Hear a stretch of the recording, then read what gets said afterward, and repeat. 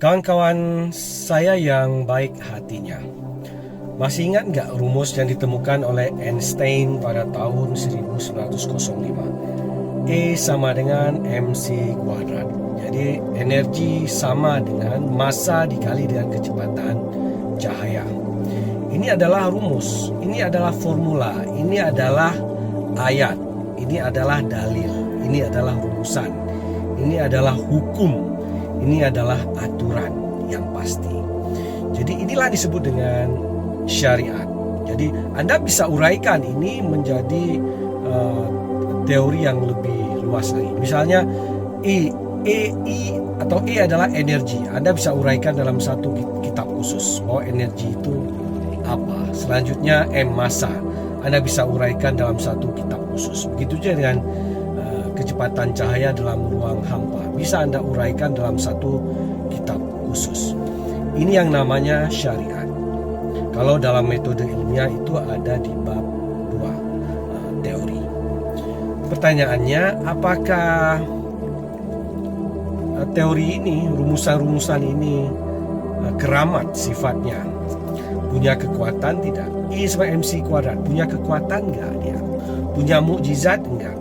Punya kelebihan-kelebihan dan keajaiban-keajaiban atau tidak? Tentu sebagai teori dia tidak punya kekeramatan, dia tidak punya keajaiban. Dia baru keramat, baru ajaib, baru penuh mukjizat ketika wujud I sama mc kuadrat berubah menjadi bom atom. Dan wujud bom atom pun itu bisa dibuat dalam berbagai bentuk hari ini. Nah, bom atom inilah yang keramat, yang penuh mukjizat. Untuk menjadi sebuah bom atom, maka teori syariat tadi, rumus, formula, dalil I sama mc kuadrat itu harus diolah dalam sebuah metodologi yang sangat ketat, dalam laboratorium khusus, dalam eksperimentasi, dalam proses percobaan, dalam sebuah tarikah, sehingga menjadi sebuah produk yang berkekuatan tinggi. Jadi syariat, dalil, ayat, hadis itu nggak punya kekuatan sebelum bisa diubah, ditransformasikan, disimulasikan dalam sebuah tarikah sehingga menghasilkan wujud yang super power.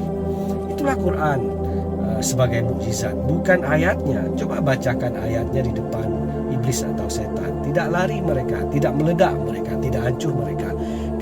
Kecuali Anda punya metode membaca yang bisa meledakkan mereka. Sebab mereka pun, iblis setan itu juga ahli dalam membaca ayat-ayat Tuhan. Itu. Jadi yang sulit itu dalam Islam sebenarnya adalah bukan menghafal dan membaca berbagai formula syariat atau teori ini, tapi membawa semua teori ini, ayat-ayat ini dalam sebuah metode pembuktian, metode pengayaan, sehingga menghasilkan berbagai senjata yang ampuh yang bisa membuat kita menang di mana-mana. Nabi menang di mana-mana karena kekuatan ayat. Mukjizat itu lahir dari kekuatan ayat. Ketika ayat itu bisa dibawa dalam alam yang lebih tinggi, disimulasikan sehingga menghasilkan kekuatan-kekuatan yang luar biasa. Begitu guys. Nah, kemudian makanya dalam rumus EMC tadi itu misalnya, jadi dikatakan bahwa kalau massa itu bisa diurai, materi bisa diurai sedemikian rupa, maka akan menghasilkan energi. Kan sebenarnya kuncinya di situ. Ketika materi bisa diurai, akan menjadi energi yang luar biasa. Dan untuk mengurai ini butuh tarikah atau metodologi tertentu. Manusia juga begitu. Untuk membuat seseorang punya mukjizat, keramat, ayat-ayat, dalil-dalil tadi bisa disimulasikan sehingga menjadi sangat berpower, maka semua elemen ini harus diurai dulu. Tidak bisa ayat itu dibaca oleh lidah materi. Tidak bisa ayat itu disimulasikan, dialun-alunkan oleh dimensi materi. Semuanya harus diurai dulu sehingga harus dikembalikan dulu ke alam spiritual. Kekuatannya di sana, kekuatan energinya di sana. Nah, butuh metodologi. membawa dimensi materi ini untuk lebur atau fana dalam dimensi ilahi. Karena yang punya kekuatan itu sebenarnya dimensi ilahi.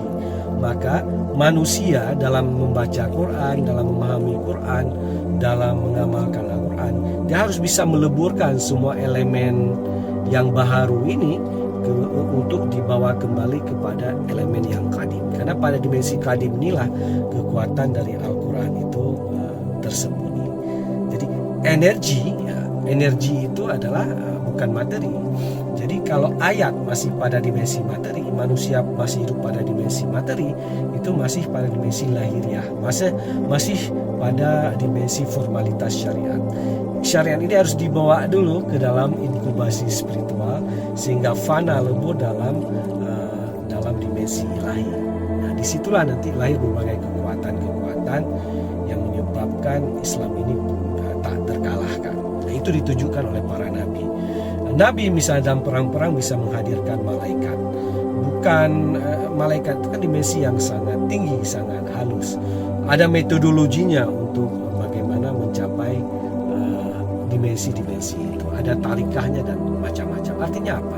Ayat itu ada kekuatan kalau kita tahu metodologinya. Kalau ada metode langkah bagaimana mensimulasikan itu. Jadi ayat itu hanya syariat, teori dari formula.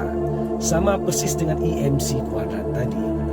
Nah, ketika ditemukan langkah metodologi merubah ayat-ayat itu menjadi bom atom, baru di situ ketahuan letak kekuatan ayatnya. Jadi umat Islam itu kaya sekali sebenarnya dengan teori, dengan ayat, dengan dalil macam-macam. Hanya bagaimana cara membawa semua dalil ini punya kekuatan, itu saja yang kurang. Jadi kita kuat di teori, lemah di metodologi untuk melahirkan kekuatan. Itu guys. Assalamualaikum warahmatullahi wabarakatuh.